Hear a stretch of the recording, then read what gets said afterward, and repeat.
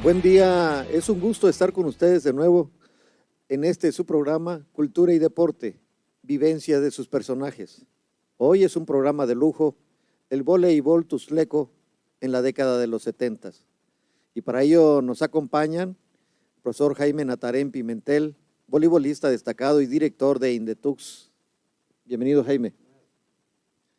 El profesor Arturo Enio Herrera González, considerado tal vez el mejor voleibolista que ha habido en Chiapas y también funcionario de larga trayectoria en el Instituto del Deporte del Estado de Chiapas. Bienvenido, Arturo.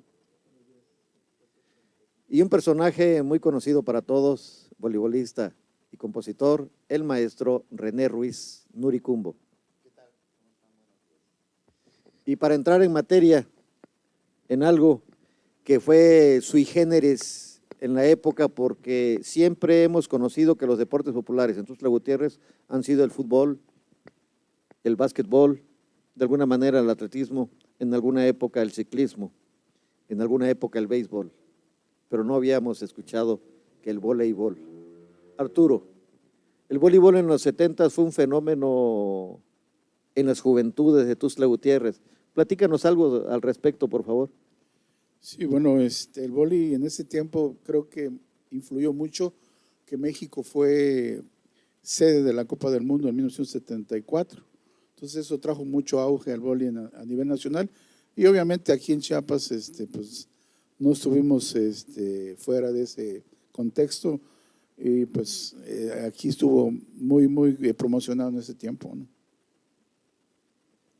Pero ¿qué impulsa a varios muchachos, aparte de ese ejemplo, porque pasó en televisión, me acuerdo, en blanco y negro, qué impulsa a organizarse desde la prepa, desde la López, desde diferentes planteles, porque fue netamente escolar el auge que tuvo? Sí, lo que pasa es que el vóley yo creo que principalmente surge en las escuelas primarias, donde se llevaban a cabo los juegos escolares, primero los internos, luego los de zona.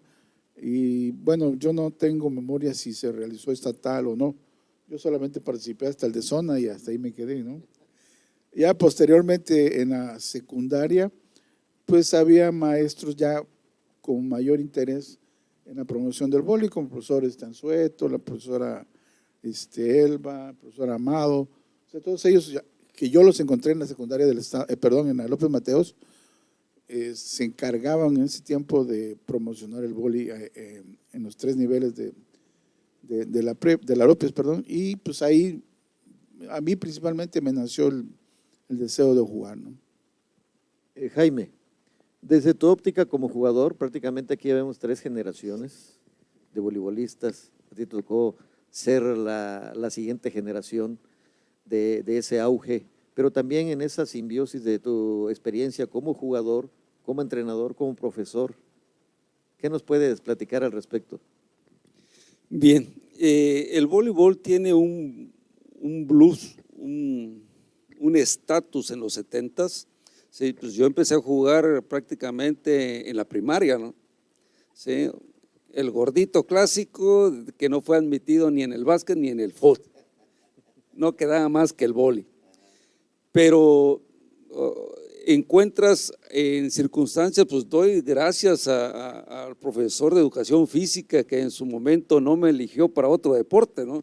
Porque la verdad, hasta el margen y las capacidades que lo jugamos posteriormente, me dio muchas satisfacciones. La verdad, el voleibol es algo tan explícito, tan hermoso, porque uno, el contacto directo con el enemigo, el contrario, porque no hay enemigos, es el contra el contrario, no la hay. No tienes ese contacto físico, no hay ese roce, no hay el pensamiento malo que lo vas a empujar, que le vas a golpear, no. Ahí eres tú contra el contrario y te divide una red, ¿no? Desde ahí empieza la facultad del voleibol de que lo hace, no sé, tiene algo tan divino que lo hace, ¿no? Pero conforme te vas profundizando y vas aprendiendo de los demás, porque aprendes de los demás, prácticamente no aprendes o no aprendimos nosotros, y estamos aquí los cuatro, de los entrenadores, ¿no? Aprendimos viendo. Y yo me acuerdo de cuando llego a la López Mateos, pues prácticamente Arturo ya no estaba, sí, pero me encuentro a René, sí, que acababa de llegar del DF, y subir y ver al René hasta allá arriba, y de repente y la pelota la hace a un lado con el famoso muñequeo, dice, "Bah, órale, ¿y este qué onda, no?" Sí, aquí todos le pegamos de frente, había de frente, y él, o sea, es ahí cuando empieza, pues yo también lo puedo hacer, ¿no? Salir a jugar y ver a otros, a otros jugadores que te llevan un mundo, ¿sí? Un mundo de técnica, un mundo de preparación estratégica, física, y ver que saltan, no sé, 1 metro, se despegan del piso, de que ahí arriba se suspenden, y dices, bueno, yo lo puedo hacer, ¿sí?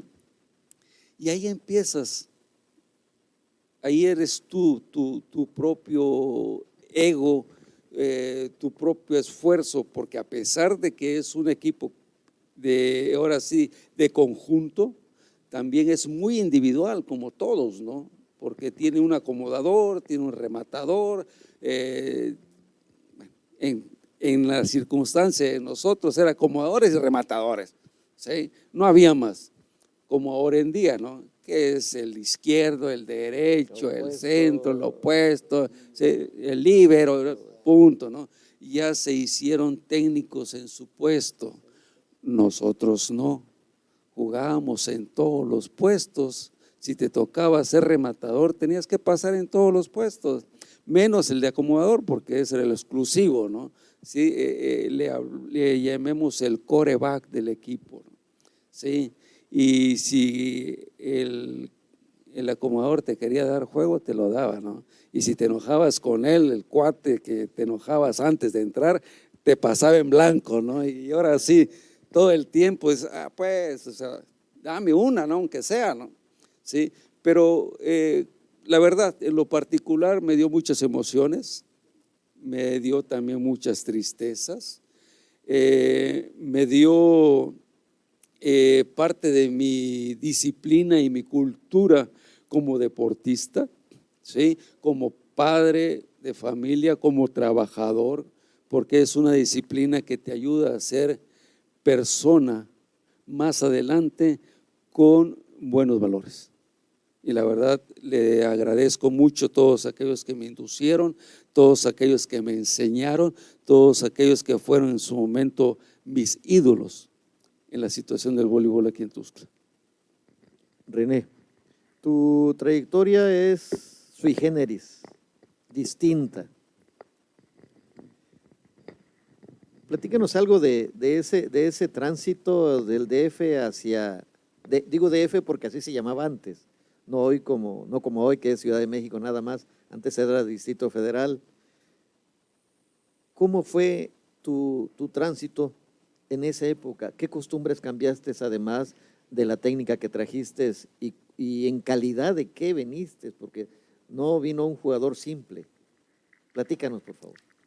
Bueno, muy importante esa etapa de mi vida. Vengo de exactamente, como dices, de aquel Distrito Federal, en donde empezaba yo también a conocer el deporte de esencia en las justas deportivas que se daban en la primaria, en la secundaria, en los juegos infantiles, escolares, y empiezo a sentir esta euforia por el deporte cuando me seleccionan y empiezo a llegar a los juegos de la ciudad deportiva, la puerta 8 de la Magdalena Michuca. Eran mundos de jóvenes y equipos de básquet y de vóley para eliminarse, para formar parte de las selecciones regionales y sectoriales del Distrito Federal.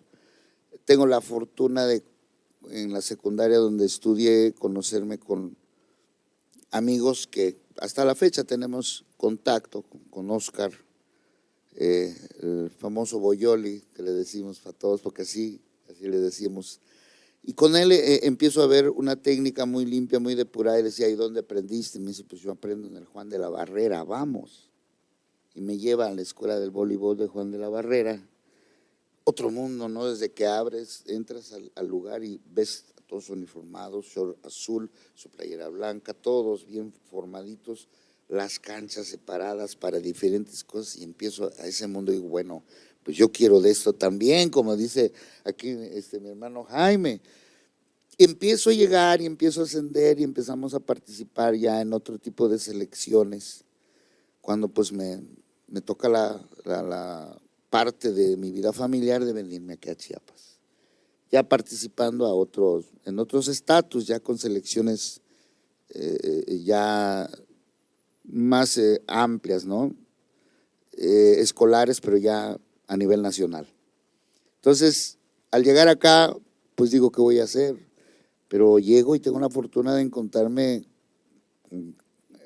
camaradas, amigos como Jaime, como Chávez, Carlos Alblento, Centeno Blanco, en aquella época Pepe Cancino era el acomodador, ¿te acuerdas? Lemas, Juan Carlos Lemas, Osmar Israel Cisneros, Portillo, César Portillo, ¿quién es más? Su hermano, Edmundo Portillo también, ¿verdad? Y se empieza a hacer un equipo en donde empiezo a compartir lo que yo tenía y lo que nos enseñaban los maestros y lo que venía, el ímpetu que tenían los demás compañeros, y empezamos a crecer juntos. Y a la primera visita que hicimos al tecnológico regional, que no lo creían, en 2 sets los dejamos fuera, y empieza a crecer la historia de la López Mateos en esa época. Luego viene el Deportivo Estudiantil a visitarnos a la López Mateos, ya donde viene Arturo, donde viene Paco Díaz, donde viene Lennon, Chus, Paco Márquez, Snoopy, Mario no venía, todavía no estaba Mario. Jesús venía, entonces… El poste. El poste, sí, es cierto. Y entonces ese fue el primer contacto y dijimos, bueno, pues hagamos algo más, ¿no? Recordemos que nuestro maestro y mentor en el deporte, el maestro Alfredo Villa, es el que empieza a organizarnos. Y ahí empieza a crecer esta locura. Yo vengo también con una parte que en ese momento me hace dividir mi tiempo, que es la música. La música en ese momento era una cosa, pues que hasta la fecha nos sigue moviendo, ¿no? Porque es lo mejor de la época de la música, 70s, 80s, creo que no va a haber otra época más maravillosa, más hermosa, pues si no nos hubieran atrevido a resucitar a Freddie Mercury, ya no hay genios de ese tipo. Beatles no muere. Esta Rolling, parte, René, quiero un poquito más adelante, lo vamos a platicar de manera enfática, en ese ir y venir cotidiano de los jóvenes preparatorianos principalmente, y algo menos lo de la secundaria, precisamente ese gran movimiento de grupos en Tuxtla Gutiérrez. Más adelante abordamos en específico ese tema. Claro. Pues en sí el vóley para mí también ha sido una manera de perpetuarme en mi necesidad de compartir cosas. Antes de ser maestro, yo fui entrenador de un equipo que ahorita nos volvimos a reunir con estas niñas maravillosas, la selección de la normal, generación 76-80. La mejor selección de voleibol de la normal de todos los tiempos. Así es, para acaparar los sicachenses en la rama femenil. Y pues va de la mano con la disciplina que traíamos todos, con la que jugábamos, con la que entrenamos. Recordamos que había mucho respeto por aquel que iba a dirigir el entrenamiento ese día. Nos rolábamos los entrenamientos, acuérdense. Entonces era muy bonito tener esa solidaridad, ese respeto al compañero, ¿no? Creo que por eso seguimos siendo equipo todos. Muy interesante conocer esa parte que para muchos es desconocida. Para algunos nuestros coterráneos y y contemporáneos puede que sepan algo, pero en esa cotidianidad es muy bonito ir conociendo ese Tuxtla que ya se nos fue. Arturo, ¿cómo combinaban estudios, deporte, su vida diaria? ¿Cómo era? ¿Cómo era un día cotidiano en esa época? Bueno, creo que era una situación muy diferente a la de ahora. Hoy los niños ya no dejan la escuela, no sacrifican esa parte por el deporte. Nosotros, en nuestro caso, pues teníamos el compromiso personal porque nuestros papás, al menos mi mamá jamás me obligó a tener dieces, ni se ocupó, por decirlo así, de ir a la escuela a ver cómo iba, si pasaba o no pasaba.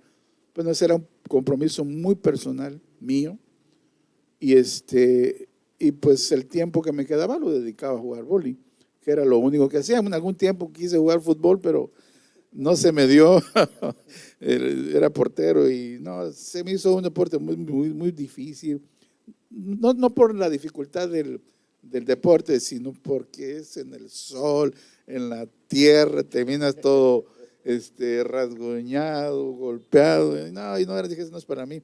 En cambio el vóley es diferente, sí es físico, demanda, pero a la vez, como dice Jaime, no hay un enfrentamiento cuerpo a cuerpo, sí es más de habilidad, de ver cómo lo vences a través de tu habilidad y de tu manera de jugar, que en realidad de tener un problema personal con alguien, ¿no?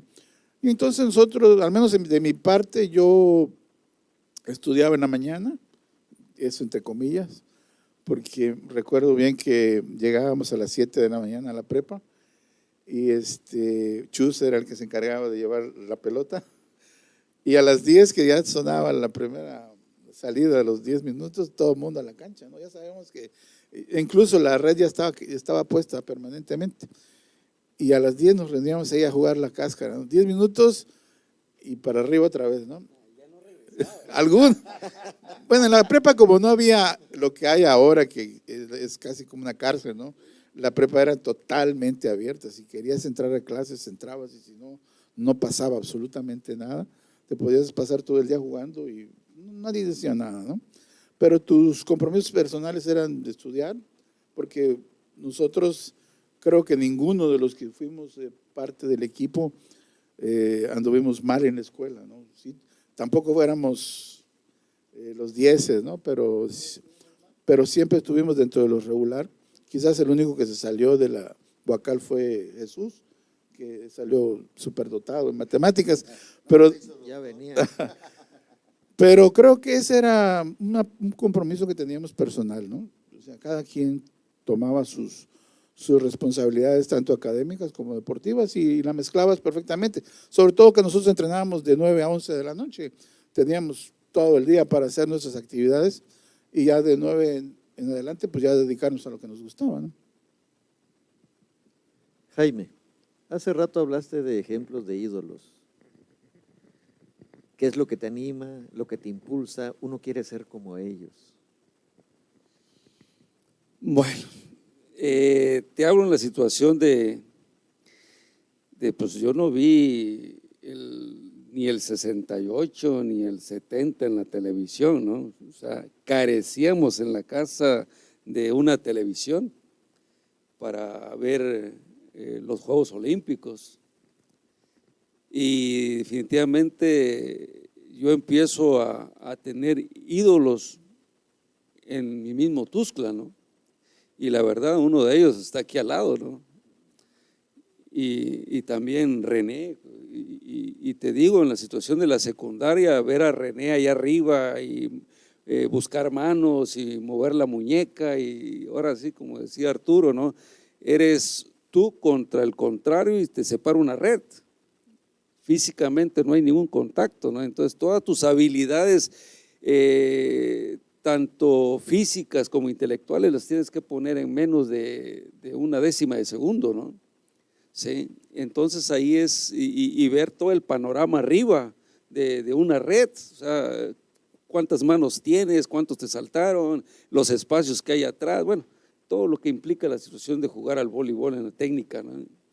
Y buscar tú tu técnica individual, hacer tú, no ya vistes a tus ídolos jugar, bueno, ahora te toca a ti implementar tus propias habilidades, buscar de entre todo lo que te están enseñando, de ver todo ello, bueno, ahora te toca a ti, ¿sí? ¿Dónde puedes ser fuerte? Dentro de tus, ahora sí, de ignorancia, porque como todo se empieza de la ignorancia del juego hasta ser un experto, ¿sí? Entonces ahí me toca de ver a mis ídolos y decir, bueno, lo puedo y puedo superarlos, ¿no? Es una de las ventajas que te da en la situación deportiva, no solamente el voleibol, contamos. Pero ¿qué tantas ganas le tienes que echar? ¿Qué tanta disciplina? ¿Qué tanto esfuerzo físico, emocional, intelectual le tienes que aventar para que ser mejores que ellos? Porque de una u otra manera te llevan edad, te llevan años de entrenamiento, te llevan años de físico, o sea, llegas a un momento que empatas y superas, ¿no? ¿Sí? Entonces es ahí cuando tú dices, sí se puede, sí podemos llegar a ser física, emocional, espiritual, todo lo que conlleva el hacer un deporte y cada vez ser mejor, porque son retos, son pactos que te pones tú mismo, son obstáculos que tienes que lidiar constantemente, y el obstáculo no solamente es tu entrenamiento, es tu familia, y si llegas en la administración de la adolescencia y juventud, ya es la novia. Si llegas a un momento dado de las circunstancias de que por circunstancias te casaste jóvenes, como nos pasó en alguno de los casos, bueno, tu nueva familia, ¿no? Sí, el que la persona con la que estás tienes que integrarla al voleibol para que logres tú llegar y que te vaya y que te dé chance de ir a entrenar, ¿no? Sí, entonces todo eso hay unas circunstancias de que tienes que prever y tienes que dar y tienes que recibir, y dices, bueno, llega un momento que dices, ya estoy en la cúspide, ¿qué sigue? ¿Sí? Empiezas a salir de Chiapas porque ya superaste a todos los que hay en Chiapas, ¿no? ¿Sí? Ahora, ¿qué hay afuera? Llegas a un nacional y dices, nah, no estoy ni en los pies de este cliente, ¿no? Sí, pero qué bueno que vistes a esa persona que salta 20, 30 centímetros, te pega arriba de ti, de que te las mueve como quiere, te busca los espacios, de que ya está suspendido arriba y ahora le arañas el antebrazo, ¿no? Pues tan siquiera le arañabas la mano, ¿no? El antebrazo, porque ya no das más. Y dices ahí, bueno, ¿qué tanto más me hace falta, ¿no? Sí, pero desafortunadamente o afortunadamente, del punto de vista que lo queramos ver, llegábamos a superar a nuestros entrenadores, ¿no? Sí, entonces éramos nosotros contra el mundo, y la visión y el personaje de entrenador la respetabas, pero sabías que no te iba a dar más. Sí, entonces ahí es decirle al compañero, ¿sabes qué? Dámela así, dámela ya, te fijaste cómo le daba aquel acomodador, bueno, búscale la forma, porque yo quiero llegar a ser parte de ello, quiero llegar a ser, pues yo sí pensé en una preselección nacional, sí lo pensé, pero desgraciadamente la altura no me dio, ¿no? De que en su momento también dije, bueno, ¿de qué gozan los que miden 1.80 para arriba, no? ¿Sí? ¿De qué gozan si yo los supero arriba? Logré saltar 1.5, 1.10, pero años después te das cuenta por qué, de la estrategia de que un entrenador de selección nacional pide una estatura mínima, porque la explosividad que te da y el alcance que te da llegar en menos de décima de segunda a una rápida, es ahí la diferencia de alguien que mide 1,70, que son 40 centímetros de que tienes que saltar, superar en dado caso una explosividad, ¿no? No llegas. Dije, bueno, tenía razón, ¿no? Ahora lo sé por qué, pero lo supe ya cuando di la materia, ya cuando me volví entrenador, ya cuando me volví estudioso de, ahora sí, del deporte que a mí me gustó, ¿no? Pero mientras me vine con una frustración, me vine con una circunstancia de que sí la podía hacer, ¿no? Sí, pero bien, eso es parte de cómo te da el margen de superarte, del margen de que tus ídolos te ayudan a ser más, ¿sí? Y ahí tu historia termina ciertas cosas, ¿no? Muy bien.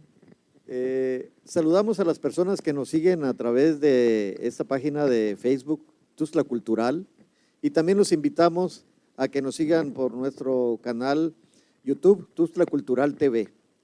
Gracias por sus comentarios. Los invitamos a que se expresen por este medio, que nos digan de qué colonia, de qué barrio, de qué municipio, ciudad o país nos están viendo. Y también háganos llegar sus sugerencias. Para la siguiente, o en el siguiente bloque, tenemos algo muy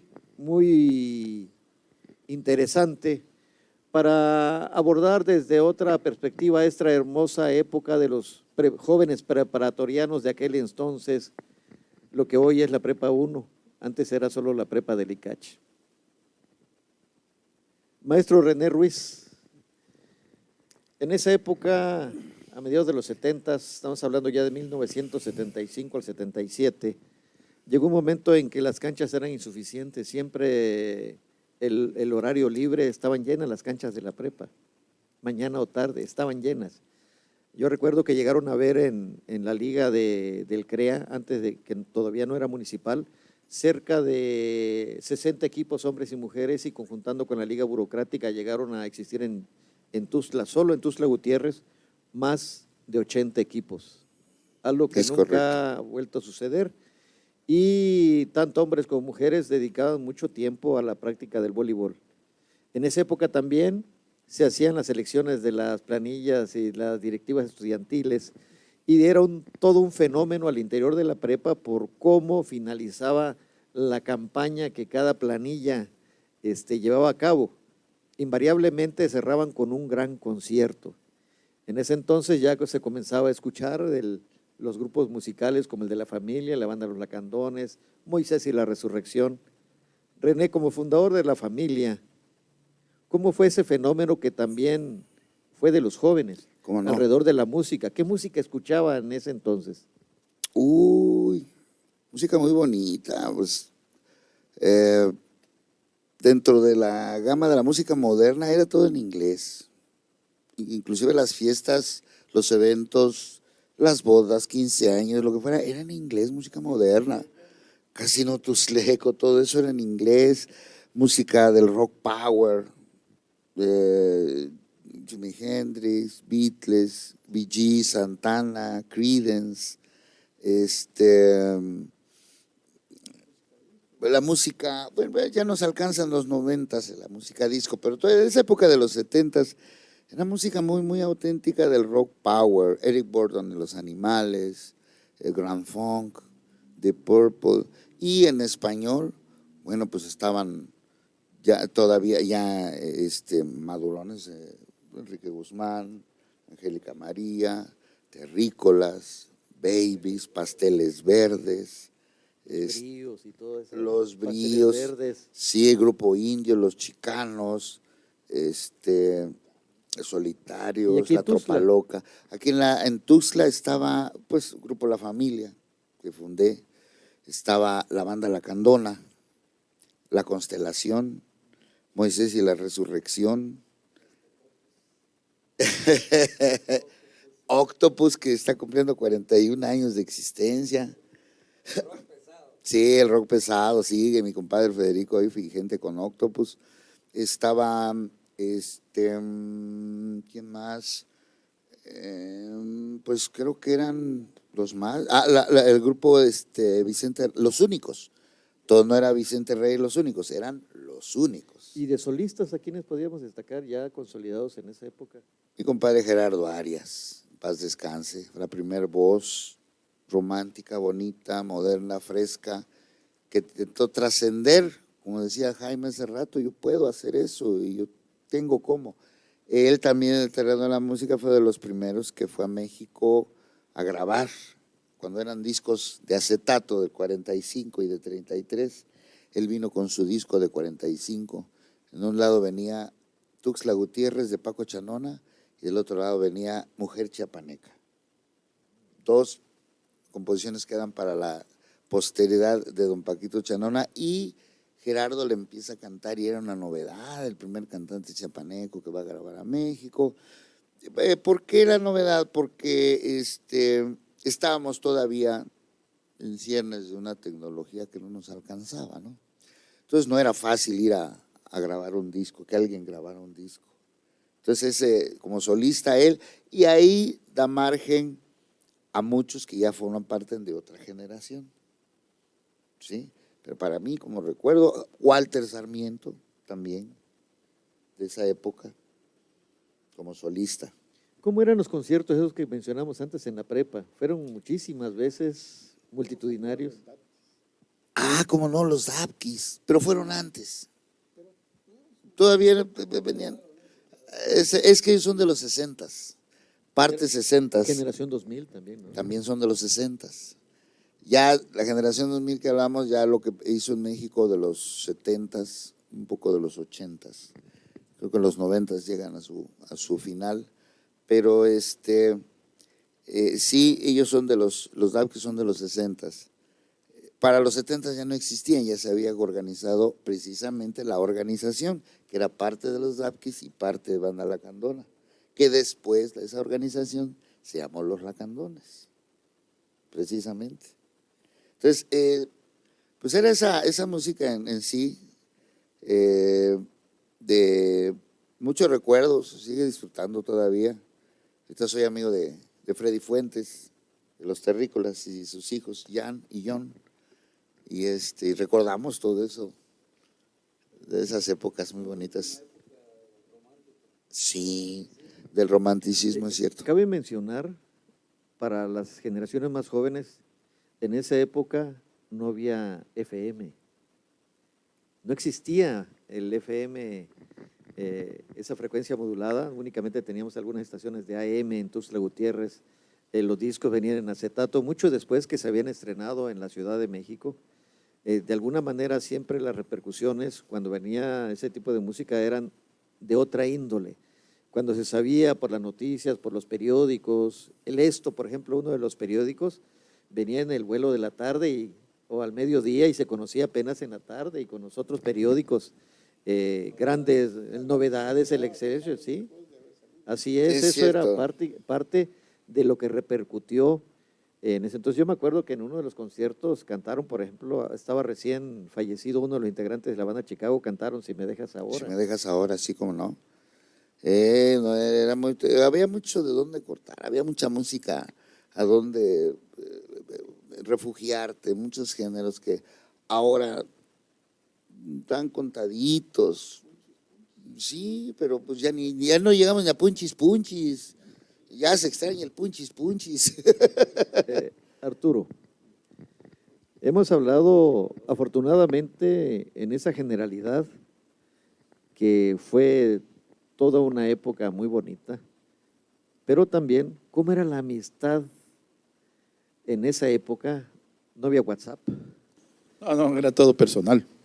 ¿Sí? Ahí sí, por ejemplo, pues, con Lennon, que era el que vivía más lejos, en Terán, que era otro municipio, pues si querías hablar con él tenías que ir a su casa, porque ni a teléfono llegamos, ¿no? O sea, era realmente, creo que de alguna manera era mucho más estrecha la relación de amistad, mucho más profunda, porque pues habría interacción personal. no teníamos que ver para platicar. No que te mando un mensajito, un WhatsApp, si quiero te lo contesto, si no te dejo en visto. Y no, creo que las amistades de ese tiempo creo que todavía perduran precisamente por eso, porque el lazo de unión fue justamente la convivencia. Y los equipos éramos eso, ¿no? Más que jugadores éramos amigos. Y muchos de nosotros seguimos siendo amigos a pesar de que tenemos ya casi 40 años de que no jugamos. Seguimos viéndonos, seguimos platicando, seguimos recordando las anécdotas. Nuestras familias son amigas, porque el lazo que se creó en ese tiempo fue y sigue siendo tan fuerte que no se va a romper. Yo creo que se va a romper nada más el día que ya no estemos, ¿no? Y esa es una de las ventajas que nosotros tuvimos, vivir nuestra amistad a través del deporte. Que además de que los intereses que tuvimos de jugar, pues de seguir continuando esa relación de amistad a través de los años, ¿no? Jaime, recién está pasado el Día del Maestro, tú eres docente todavía. Invariablemente tenemos que referirnos a los grandes mentores de esa época, el profesor Alfredo Villa, el cordobés García. Lo decimos con apodo por el cariño y el respeto que le tenemos. El profesor Memo Cano, el profesor Amado del TEC, el profesor Salvador Anzueto, el profesor Nakamura también, el maestro Tejeda de la Prevo, la profesora Elba, el maestro Tito Maza también, que tenía con la UNACH.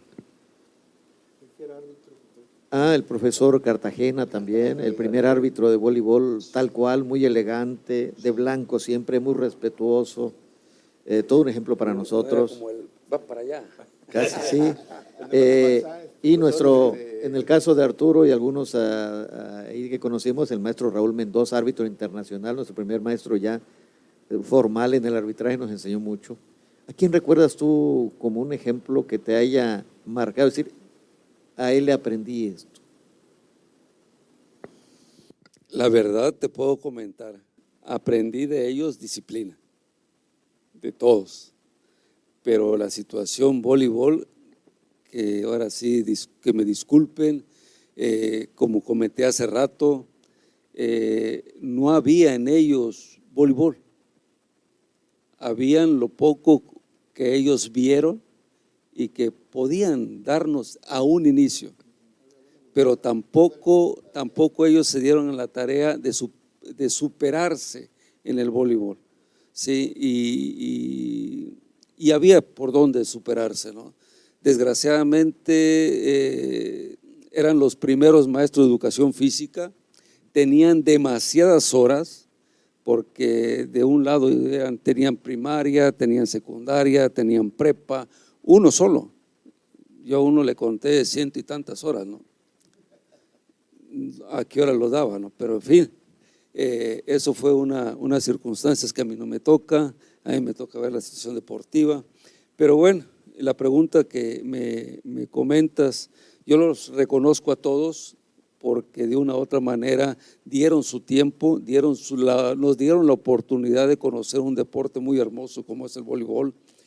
Nos dieron la paciencia y dieron el espacio para que nosotros pudiéramos avanzar y ser parte del voleibol que ahora hay. Y en ello, bueno, yo sí te puedo hablar en el aspecto de que me quitaron mi cuna, mano. Sí, me quitaron la cuna donde el voleibol se dio, el Instituto del Deporte ahora, el CREA, como haber quitado un gimnasio con tantas historias del voleibol.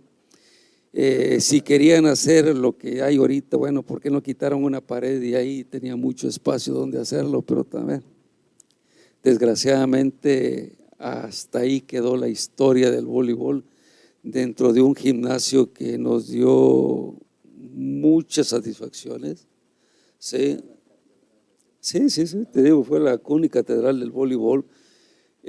Como yo una vez en el Face agarré, me tomé unas fotografías aprovechando a pintar el auditorio municipal, que de una u otra manera también me dio algunas cosas dentro del voleibol, pero haber quitado el gimnasio del CREA.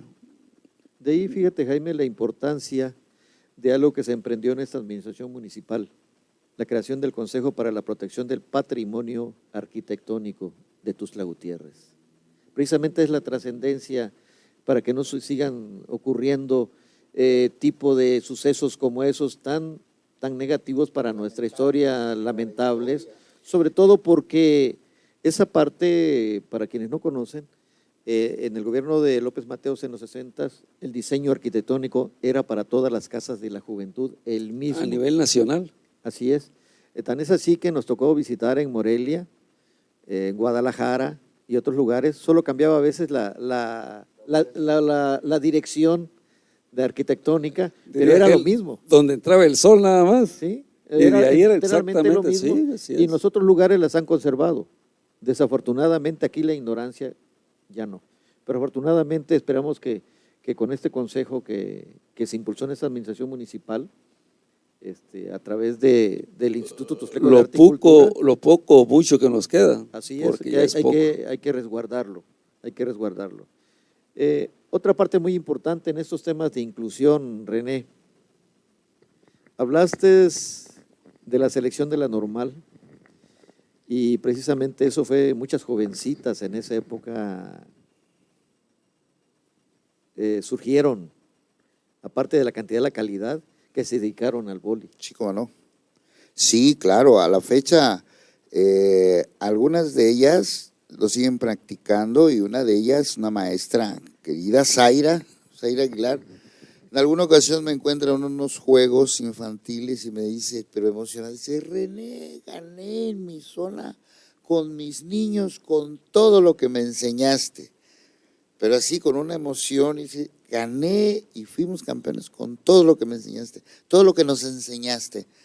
Y son cosas que no tienen precio, no tienen valor, la satisfacción de que te agradezcan de esa manera y que digas, valió la pena tanto era maestro ad honorem, porque nada más porque me gustaba, pues, llegar hasta a la normal a entrenarlos y a la fecha, esa entrega, ese respeto que tuve por esa institución, por esa generación de compañeras y maestras y tantos amigos que de ahí emanan a la fecha, no te imaginas qué satisfacciones he tenido al encontrarme en momentos y situaciones especiales al amigo, al estudiante de aquella época, o que ahora es funcionario, es director, forma parte de un organigrama importante, y me dice, René, qué gusto volverte a ver y qué agradables recuerdos. Entonces, hace poco todavía volvimos a reunir a las chicas de la normal. Espero que podamos concretarnos en el proyecto siguiente. Ya están otra vez de vuelta en un chat, el equipo de voleibol de la normal, casi todas ahí las tengo compartiendo y muy contentas y muy satisfechas de lo que se hizo en esa época también. Muchas gracias, amigos. No cabe duda que este tema da para muchas cosas en ese regreso, en este ejercicio retro de tratar de recordar una época hermosa. Para el siguiente programa vamos a incidir con equipos y personajes de la época. Acompáñenos, no se lo pierdan.